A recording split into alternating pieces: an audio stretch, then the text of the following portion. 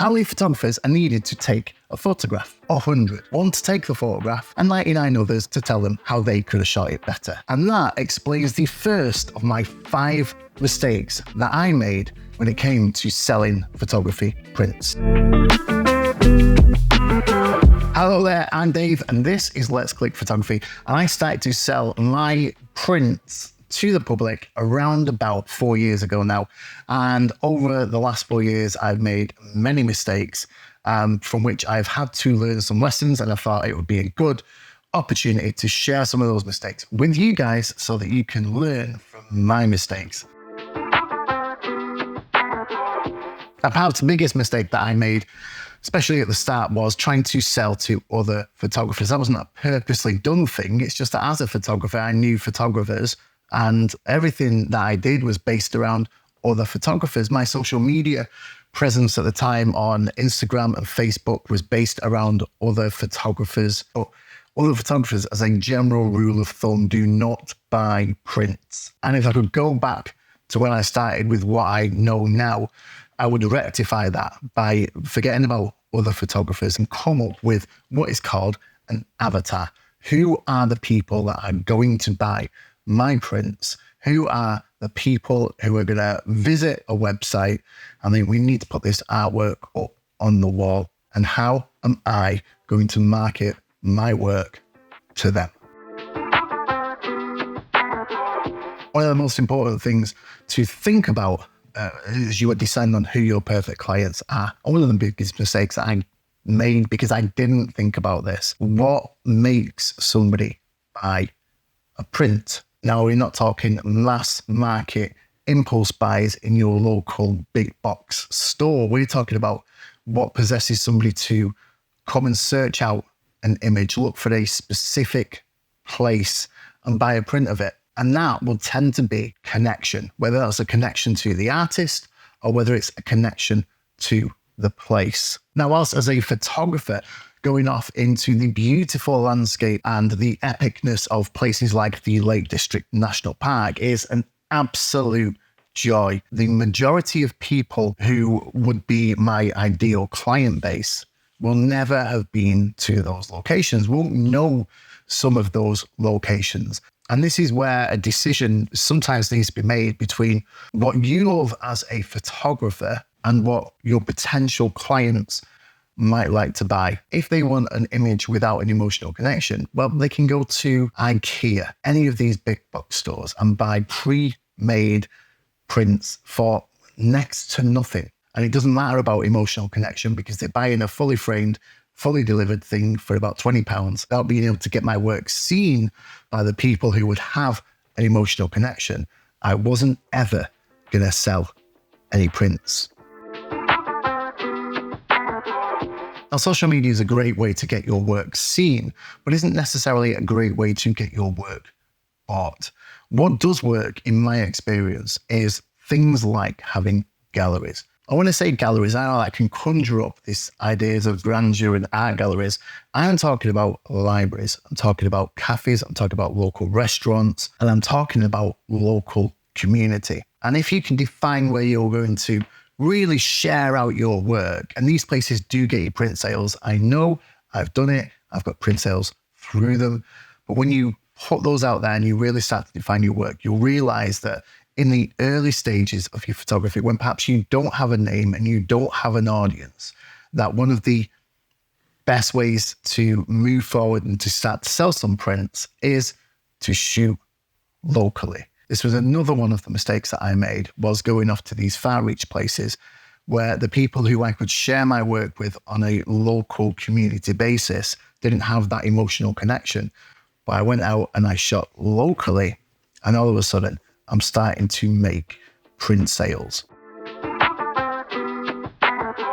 Now, once you've defined all that, you need to get your work out there. Like I say, social media is one way of doing it, but you really need your own website, getting out there, and more importantly, getting it found. And that's where SEO comes into play. And SEO was a mistake that I made because I didn't know anything about it. I didn't understand what SEO was. I didn't look at it from a wide picture. I looked at it from my photography mindset. When you are looking to sell a product, you need to think about how people would find that product. I would have elaborate names for my prints. I would have elaborate descriptions. I would think that putting landscape photography onto every page meant that that was the keyword. And again, not thinking about how my clients would find it. My defined client base now would never search for landscape photography because they're not landscape photographers. This print here is a shot that I take on in North Wales at the Point of Ayr Lighthouse on Tallaght Beach. And I took it in December of last year at sunset. Now, this image was inspired by a story that my friend had told me about how when he was much younger, he and his dad used to go walking in this particular part of the world, and he would see the lighthouse from behind the sand dunes. And that got me thinking when I went to shoot it about how a child would see the lighthouse. And that inspired me to take this image. Now, with that in mind, this image is called Walks with Dad. And it's very arty, and it absolutely plays into why I took it. If somebody wanted to find this image, they're never going to be typing in Walks with Dad. More likely, it is going to be Tallaght or Point of Ayr Lighthouse Photography.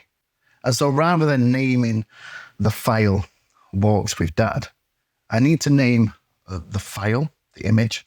I need to title the page that this image is going to be sold on.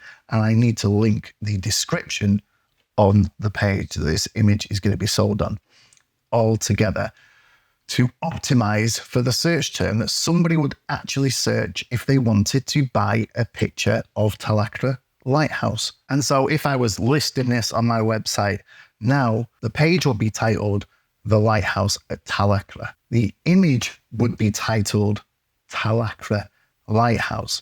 And the description would read something like this, wrote it down: a photograph of Tallaght Lighthouse, sometimes known as the Point of Ayr Lighthouse, in Tallaght, North Wales, photographed at sunset on a winter's day. And that's all that is needed, because that is optimized for search engines. Search engines know what that image is about. And when somebody searched in Tallaght Lighthouse at sunset, that image is going to populate their search results, because that's what people search for. The vast majority of people are not looking for something like this. The vast majority of people who are out looking to buy prints are looking to buy something at least this size, because this is going to look far better on their wall than this. That's not to say that I haven't sold some A4 sized prints in my time, but the vast majority have been far bigger. And when it comes to paper sizes, telling somebody that they are buying an A4 print would not lead them to expect to get something with borders this size around it. Now, this is on matte paper and it needs these borders. For a lot of people are buying for frames that they already own. So they are looking for the visible image size, not the size of the paper. Paper is important, and it's important for you as a photographer to make some really informed decisions when it comes to paper. If you expect Mrs. Mangle from number 42 to know the difference between luster, matte and glossy, then you're on a pipe dream. And so you should head over and watch this video here to find out what Mrs. Mangle down the road doesn't know. All the best selling your photos. I hope this has been helpful. Thumbs up if it was. I'll see you guys on the next one pretty soon.